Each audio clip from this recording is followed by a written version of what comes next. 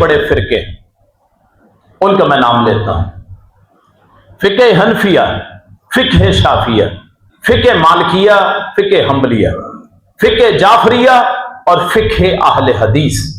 6 بڑے یہ گروپ۔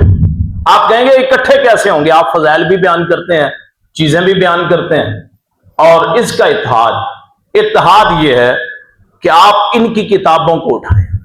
اہل حدیث، حنفی بھائی، دیوبندی بھائی، بریلی بھائی، اہل سنت بھائی، شافی بھائی، حنبلی بھائی، مالکی بھائی، اور وہ اہل تشیع جو صحابہ کی عزت کرتے ہیں، جو صحابہ کو برا بھلا کہتا ہے اس کا تو میں نام ہی نہیں لیتا، جو صحابہ سے عقیدت رکھتے ہیں، اہل بیت سے محبت کرتے ہیں، اہل تشیع، ان کی کتابوں کو اٹھائیں، ساری کتابوں کو اس کتاب پہ رکھیں۔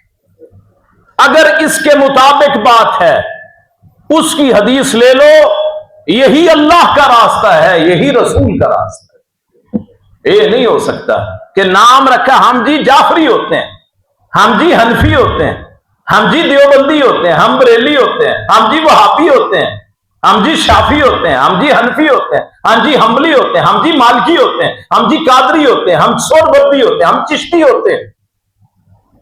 یہ نہیں ہو سکتا کہ آپ فرقوں میں بھی بٹیں اور اللہ رسول کی بات بھی کریں۔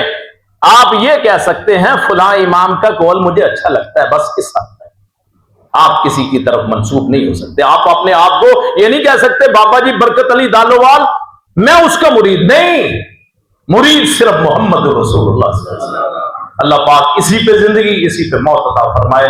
آخر دعوانا الحمدللہ رب العالمین۔